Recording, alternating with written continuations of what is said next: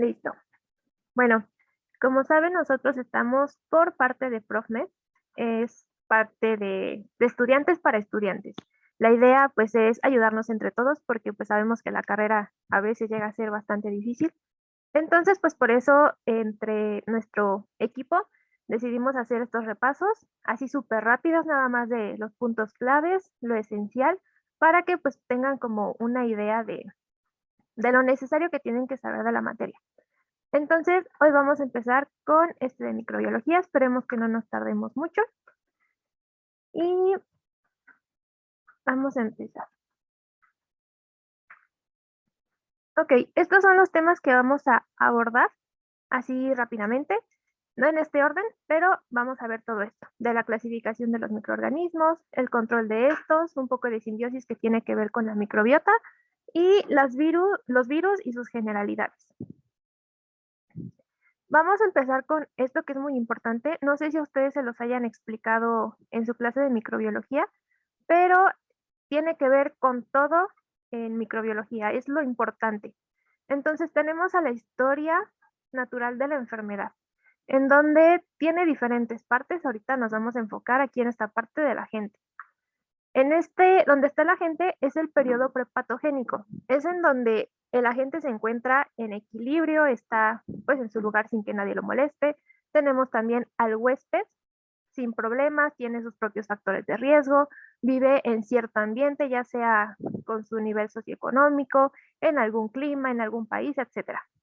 Esto de agente, huésped y ambiente es nuestra tríada ecológica. Y como les decía, en este periodo pues están en equilibrio, pero de repente va a llegar un estímulo que va a provocar que este huésped se enferme. Cuando este huésped se enferma, vamos a pasar al periodo patogénico. Y este periodo patogénico pues va a tener diferentes partes de igual manera. Hay una etapa que es subclínica y una etapa clínica. La subclínica pues es cuando los síntomas todavía no se presentan o a lo mejor la enfermedad está en una etapa de latencia. Como podemos saber, algunos virus llegan a estar en esta etapa de latencia, como el VIH, que durante mucho tiempo, aunque uno esté enfermo, pues en realidad no tiene alguna sintomatología o algo que pueda hacernos saber de que uno está enfermo. Entonces, esta sería como la etapa subclínica, de aquí viene el oriente clínico, y a partir de ahí ya se van a presentar los signos y síntomas, posteriormente el defecto daño, y en ciertas enfermedades a un estado crónico o a la muerte. En el periodo prepatogénico, pues vamos a tener la prevención primaria, que se trata de fomentar la salud, de la protección, para que esta triada pues no llegue a un desequilibrio. Y en el otro periodo, que es el patogénico, tenemos una prevención secundaria, que se trata de hacer un diagnóstico precoz, de tener un buen tratamiento y de limitar el daño que ya la enfermedad puede estar causando. Y ya por último, que es a lo que no queremos llegar en ninguna de las patologías, pues es la rehabilitación. Entonces, por eso es muy importante. Nosotros ahorita nada más vamos a estar estudiando a la gente, pero a partir de la gente tiene que ver con todo en las enfermedades. Bueno, en este caso de las enfermedades infecciosas. ¿Tienen alguna duda aquí respecto a la historia natural de la enfermedad?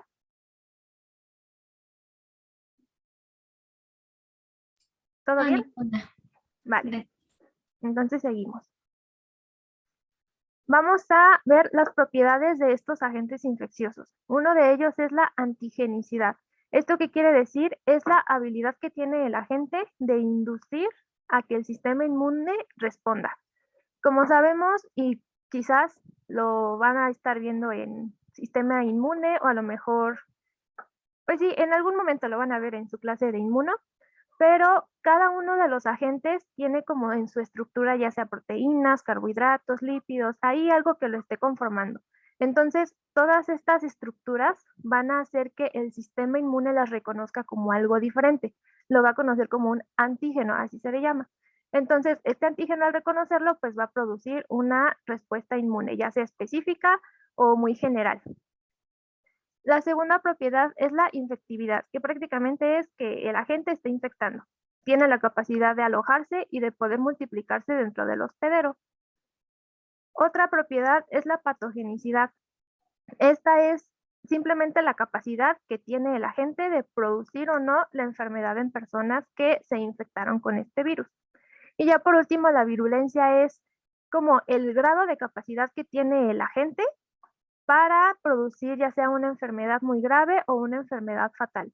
Entonces tenemos estas 4 propiedades. Lo podemos quizás relacionar, por ejemplo, con ahorita el coronavirus, que hay diferentes cepas que tienen diferente virulencia. Hay unas cepas que pueden provocar más fácil los casos graves y hay unas que, bueno, todas van a producir la patogenicidad, todas van a producir la enfermedad, pero pues también va a depender como del hospedador en donde se esté alojando este agente. Entonces lo podemos relacionar así para acordarnos de estos conceptos.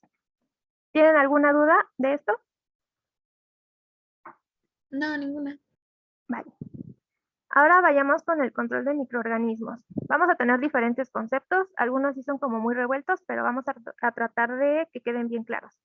Primero, la asepsia. Esta va a ser la ausencia de microorganismos en una superficie. Nos podemos aquí ayudar quizás con la misma palabra, que pues a es un prefijo que nos dice que no tiene. Y la asepsia, perdón, son pues todos esos microorganismos o algo que está infectado, algo que está sucio. Entonces, significa que no hay microorganismos, por eso la ausencia de microorganismos. La antisepsia, sepsia dijimos que era pues algo que está como sucio, infectado, y anti pues es que está en contra. Entonces son todos los procedimientos que están en contra de que haya microorganismos en alguna cosa o algún lugar. Procedimientos de antisepsia. El tercer concepto es la esterilización. Este es el proceso que sí va a destruir y eliminar a todas las formas de vida microbiana, incluidas a las esporas. Aquí se incluye de que, pues también las esporas, porque llegan a ser muy resistentes a diferentes métodos de desinfección, a algunos detergentes. Entonces, la esterilización incluso va a destruir a las esporas, ya sea por métodos físicos o por métodos químicos. Los métodos físicos puede ser por el calor, por vapor húmedo, etcétera. Y los químicos, pues ya pueden ser algunos agentes químicos que se pueden utilizar. Y ya por último, la desinfección van a ser la destrucción de los microorganismos, pero aquí no se van a incluir a las esporas, como en la esterilización que sí se incluye. Ahora vayamos con las relaciones simbióticas que tiene que ver un poco con la microbiota. Para empezar, la simbiosis va a ser la relación que hay de 2 o más organismos que están compartiendo un ambiente o un ecosistema determinado. Simbiosis es la relación, no importando si hay algún beneficio o algún efecto en alguno de los 2 organismos. Y de simbiosis vamos a tener diferentes relaciones. Vamos a empezar con comensalismo. Uno de los individuos sí va a obtener ganancia, pero el otro no se va a ver perjudicado. En este no hay como tantos ejemplos en el ser humano, pero lo podemos ver, por ejemplo, cuando un pajarito llega a un árbol y puede hacer ahí su nido. Está obteniendo su ganancia, pero en realidad no está siendo perjudicado el árbol. El siguiente es el mutualismo. Aquí ambas especies se ven beneficiadas. Por ejemplo, aquí sí entraría un poquito la microbiota, porque ya sea algunas bacterias, algunos virus que están en nuestro organismo, sí se van a ver beneficiadas y aparte nosotros también nos vemos beneficiados. Aquí el parasitismo, esta es una en donde uno sí está ganando, pero el otro se está perjudicando. Y los ejemplos más fáciles pues son todos los parásitos que podemos pues ver en toda esta materia. Los parásitos, ya sean helmintos, ya sean incluso los protozoos, también se llegan a considerar parásitos, o incluso los virus que se consideran parásitos intracelulares. El amensalismo, en una de ellas sí se va a ver afectada, pero va a ser a través de sustancias tóxicas. Aquí igual lo podemos relacionar quizás con las bacterias. Algunas llegan a secretar algunas sustancias tóxicas que pues sí nos van a afectar. Y finalmente la foresia, que es el transporte de un microorganismo más pequeño por uno más grande. Y ahora, ¿qué es la microbiología? Esta va a ser el estudio de los microorganismos y pues van a ser diversos, ya sean microscópicos e incluso aquí se van a incluir algunos macroscópicos, que son los helmintos. Estos se consideran como organismos macroscópicos y pueden vivir en forma de células aisladas o como grupos de células. Aquí, por ejemplo, las bacterias, pues sí son, digamos, células aisladas. Y en el caso, pues, de los hongos o, bueno, algunos hongos nada más, y pues los helmintos sí van a ser como grupos de células. Y pues también se va a comprender al estudio de los virus, aunque pues los virus no tienen como alguna organización celular, estos son acelulares, pero también se van a estar aquí estudiando en la microbiología junto con los priones. Y bueno, aquí esta tablita nos ayuda a resumir bastante que las bacterias, los protozoos, los hongos microscópicos y los helmintos entran en una organización celular. Aquí, dependiendo de su célula, si es procariota o eucariota, también se van a organizar. Y los reinos, en el caso de las bacterias, monera, en el caso de los protozoos, protista, los hongos entran en fungi y los helmintos entran en alimania. Como sabemos, los virus y los priones no van a entrar en algún reino como tal. Tienen sus propias clasificaciones. Y aquí tenemos a la mayoría de los microorganismos. Tenemos a los virus, estos pues van a ser los más pequeños y son los únicos que como tal nosotros no vamos a poder ver, por ejemplo, en los microscopios que tenemos en la FES. Pero todos los demás, ya sean las bacterias, los hongos o los parásitos, sí se pueden ver al microscopio debido a su tamaño o a su diámetro. Los virus solamente pueden tener ADN o ARN, no pueden tener los dos, pero las bacterias, los hongos y los parásitos sí pueden tener las dos al mismo tiempo. De la superficie externa, este es un tema súper extenso porque cada parte de la superficie externa de cada microorganismo tiene sus propias características, pero a resumen, los virus tienen una cápside proteica. Ahorita lo vamos a ver porque sí vamos a entrar un poquito más en virus, es el que sí vamos a ver pues más extenso, y también van a tener una envoltura de lipoproteínas. Las bacterias van a tener, así muy en general, una pared celular de proteoglicano. Estas paredes, pues, tienen muchísimas características, tienen muchísimos elementos que también les van a dar la pauta para que se les pueda clasificar. Por ejemplo, seguramente cuando vieron generalidades de bacterias, así que se los dieron quizás súper rápido, les dijeron que hay una tinción que se llama tinción de Gram y las tiñen Gram positivas y Gram negativas. Unas quedan como rojitas y unas quedan como azulitas. Entonces, cada una de las características de esta pared le va a dar la característica para que se tinte de un color u otro. Y bueno, esa es una de las tinciones más comunes, pero hay muchísimas, muchísimas más tinciones. Aquí en el caso de los hongos van a tener una pared celular de quitina.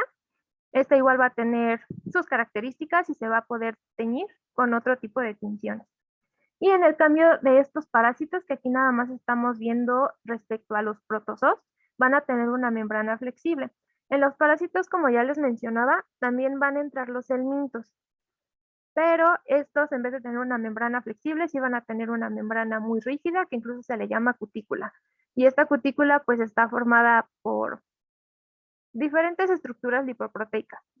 Pero bueno, aquí en parásitos, aparte de los protozoos, van a entrar los otros que son los helmintos. Entonces aquí está helmintos y aparte están los protozoos. Algo así. Y el mecanismo de replicación. Los virus, como les decía, también se les llama parásitos intracelulares obligados. Necesitan a fuerzas estar dentro de una célula para que se puedan replicar. Las bacterias se van a ir reproduciendo a través de fisión binaria. Una bacteria solamente pues va a producir menos bacterias. Y en el caso de los hongos puede ser por gemación o por mitosis. Aquí es muy importante mencionarles que los hongos los podemos encontrar de diferentes maneras. Una es en esta que son como hifas, así se le llama, que son como pues los palitos que encontramos. Y la otra forma son las levaduras, que es como le llaman la forma celular, que son las bolitas que podemos ver. Y en el caso de los parásitos, pues cada uno va a tener su ciclo. Se va a empezar quizás algunos en quiste, algunos en... Sí, prácticamente son como los huevitos. Algunos van a empezar en quiste, después se van a incluso hacer trofozoitos, otros ya se van a hacer en forma larvaria, pero cada parásito tiene su propio ciclo. Entonces, por eso es muy, muy, muy complejo. De hecho, si, bueno, ya cuando lleguen a ver toda esta parte de los helmintos, los protozoos y todo eso, hay una página, seguramente igual ya se las dijeron, que es la CDC, y ahí van a encontrar todos, todos, todos los ciclos. Entonces, pues ahí les va a ayudar mucho porque están muy didácticos y pues es más fácil que se los aprendan. Ahora sí vayamos un poquito más respecto a los virus, porque por lo que vi en su programa, pues era lo que más, pues en lo que se enfocaron más en este primer periodo. Entonces, los virus van a ser partículas infecciosas, van a ser muy pequeñas, pero pues a fin de cuentas sí van a poder infectar. Primero vamos a ver a las partes. Van a tener un genoma viral, que pues son los ácidos nucleicos que podemos ver en el centro de estas dos imágenes. Después van a tener una cápside, que es la que les estoy aquí mostrando, que va a estar formada por diferentes capsómeros. Los capsómeros van a ser estructuras proteicas y esto es lo que le va a dar la estructura o la simetría al virus. Entonces aquí podemos ver que todos estos capsómeros, que son súper chiquitos, van a estar formando a la cápside. Los capsómeros que ya les comentaba, las envolturas, no todos van a tener envolturas. Por ejemplo, este de aquí es un virus desnudo, este no tiene envoltura, pero así es su característica. Y hay otros que sí van a tener envoltura como esta. La envoltura es una cubierta que está formada por igual lipoproteínas, lípidos, proteínas, y va a cubrir a la cápside. Toda esta quedamos que era la cápside y la envoltura va a estar cubriéndola. Y pues su función es proteger a esta nucleocápside para que también se pueda adherir a las células y esta es la que va a contener algunos antígenos específicos que son los que van a formar, bueno, los que van a sacar la respuesta inmune. Que estas espículas también llegan a ser antígenos, pero en sí su función es fijarse a la célula hospedadora o a la célula que van a infectar. Y ya finalmente las fibras que las vamos a encontrar de este lado. Hay otro término que es nucleocápside. Esta nucleocápside es el conjunto del genoma viral de la cápside que está formada por capsómeros. Entonces, esto va a abarcar esto de aquí. Y bueno, aquí podemos ver un virus que la nucleocápside es esto que queda aquí en medio. Esta nucleocápside es la que va a tener simetría y se va a dividir ya sea en helicoidal. En este helicoidal, todos los capsómeros, que son todas estas partecitas, se van a estar acomodando en escalera o como en caracol, como en forma de hélice. Y algún ejemplo de este tipo de nucleocápsido es el virus de la gripe, que pues se los puse aquí para que se ejemplificar un poquito más. Como ven, por dentro toda esta es la nucleocápside, esto es lo que va a tener la simetría. Ya por fuera, pues sí tiene una envoltura lipoproteica, pero lo de adentro es lo que estamos viendo que tiene simetría. Hay otra simetría que es la icosaédrica. Esta va a tener forma de un poliedro que tiene 20 caras. Y el ejemplo de este es el VPH y el virus del herpes.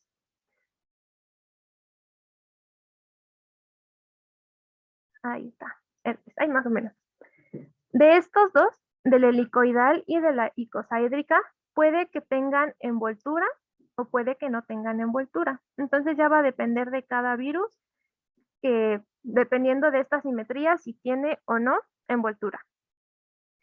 Hay otra simetría que es la binaria. Esta va a unir estas dos. Puede que tenga helicoidal e icosaédrica.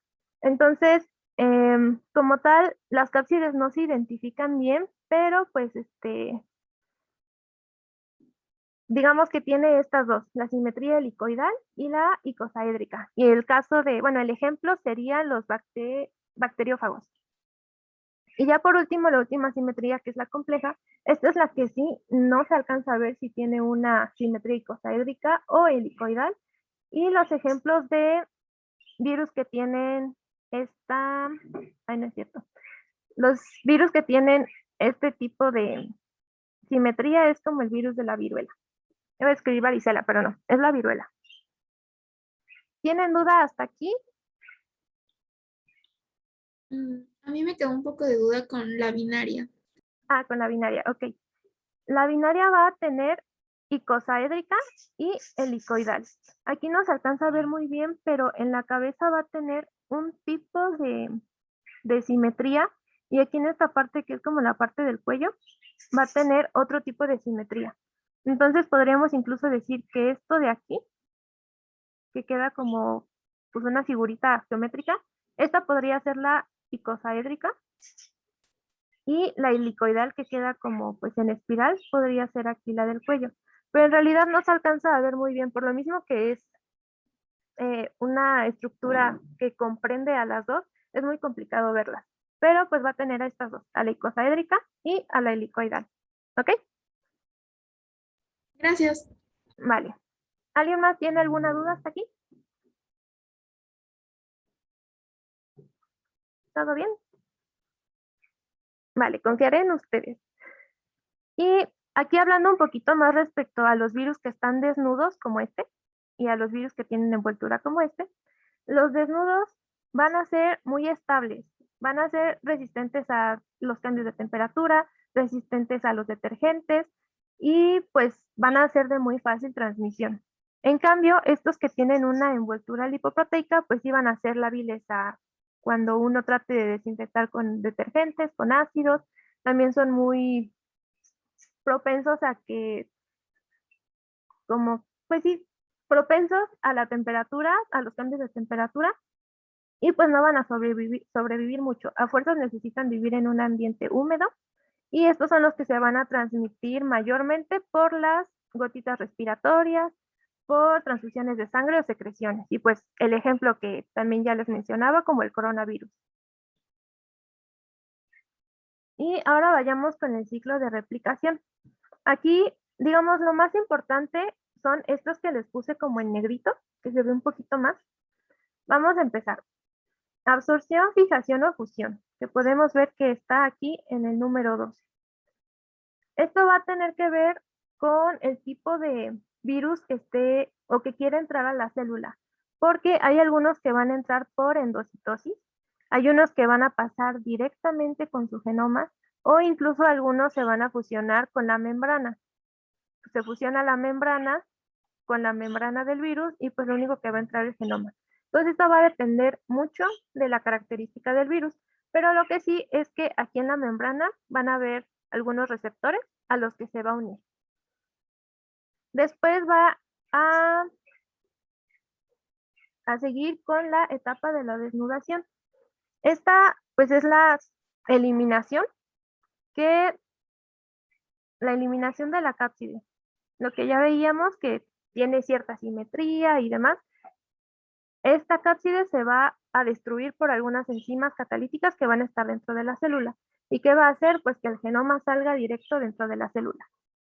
Ya después de ahí va a entrar la síntesis de proteínas. Hay dos tipos de proteínas. Podemos encontrar a las tempranas o a las tardías.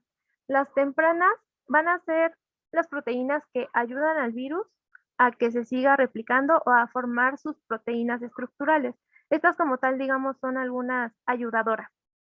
Y ya las proteínas tardías son las que sí van a estar formando las estructuras de nuestro virus. Pero bueno, dejémoslo con que hay una síntesis de proteínas. También aquí la replicación del genoma es muy importante porque va a depender mucho del tipo de virus del que se va a estar replicando. Como sabemos, pueden haber algunos virus que son RNA, otros que pueden ser DNA, y dependiendo de si tienen un sentido positivo o negativo, es el tipo de transcripción o de, más bien, el tipo de replicación que va a tener, porque hay algunos que son de DNA y esto es lo que van a necesitar. Va a ser diferentes moléculas o diferentes enzimas para llegar a producir el RNA mensajero. Entonces, este es un proceso muy diferente a, por ejemplo, un virus que tenga RNA y este en algunos casos ya puede actuar como RNA mensajero. Entonces ya directamente pasa a los ribosomas y ya para producir todas sus proteínas que pues lo van a estar como formando. Y ya por último, bueno, se va a ensamblar todas estas proteínas que les mencionaba, se van a ir ensamblando para que se haga la estructura del virus, como lo podemos ver acá. Y ya por último, va a haber una salida del virus por la célula. Hay diferentes formas en que este virus pueda salir. Una puede ser por lisis, que literal rompa la pared o la membrana de la célula y pues la célula va a morir. O también puede ser por brotación. En este caso, como el virus está generando aquí adentro sus proteínas, la membrana luego puede expresar estas proteínas del virus. Entonces, cuando el virus se va acercando, bueno, sí, cuando aquí se va acercando, esta parte de la membrana de la célula va a formar parte de la membrana del virus. Entonces, se va a llevar como un pedacito, la va a cortar y ya después acá va a salir el virus completo con parte de la membrana, pero porque pues ya tenía aquí sus proteínas expresadas. Entonces puede ser por estas dos maneras en que el virus puede salir de la célula y son muchas copias las que saca, pero aquí lo importante es que a pesar de que sí saca muchas copias, algunas pueden estar sin material genético, algunas pueden tener incluso una cápside pues no completa, o algunos pueden tener errores en el genoma. Entonces, a pesar de que sí son muchas copias, pues no todas van a ser viables. Algunas sí y algunas no. Y algunas otras definiciones que creo que, no, ya no se las puse. Pero hay otras definiciones importantes. Por ejemplo, tenemos al provirus y un ejemplo de provirus es el virus del VIH. Este tipo de virus ingresa o integra todo su DNA en el cromosoma de una célula. Aquí tenemos como que al cromosoma, llega aquí, supongamos que este es el virus, y su DNA lo va a integrar aquí. Entonces, esto va a permitir que el sistema inmune y algunos medicamentos pues no puedan como tal destruir a este virus porque pues ya está incrustado como tal en nuestro material genético. Entonces, el ejemplo de este es el VIH. Otro tipo de, o bueno, otro concepto es virión, y este nada más es una partícula viral completa que sí tiene capacidad infectante. Y ya por último, los bacteriófagos que se los había puesto aquí, que ya está todo rayado, pero bueno, es este el bacteriófago. Van a ser virus bacterianos que van a producir lisis bacteriana. Y pues hasta aquí quedaría el repaso. Como les digo, es nada más tocar ciertos puntos clave porque pues microbiología es súper extenso también. Y pues más que nada decirles que tengan muchísimo éxito en todas sus materias, no solo en microbiología, sino en todas sus materias. Y pues estudien más que nada para, pues para prepararse y que sepan pues cómo atender a su paciente y no tanto para aprobar el examen. Muchas veces, pues cuando uno llega a hacer exámenes, pues llegan a ver cosas que dices, no inventes, eso jamás lo vi o eso jamás me dijeron que venía. Pero ustedes mientras siempre vayan estudiando y cada día se vayan superando, la verdad es que con eso es más que suficiente para que pues se sientan bien consigo mismos, ¿vale? Entonces, ¿tienen alguna duda? ¿Hay algún comentario, sugerencia, queja? ¿Algo que quieran decir? No, todo bien, gracias. Vale, perfecto. Gracias. Entonces, en un rato les subimos la presentación ahí por si quieren como repasar algún concepto. Se va a subir a la página de Facebook que ya les mandé en el grupo de WhatsApp, ¿vale? Entonces, cualquier cosa nos mandan mensaje, ahí nos preguntan, estamos a su disposición. Muchas gracias. No hay de qué, síganse cuidando mucho. Disculpa, Dime. ¿cuál es el grupo de WhatsApp?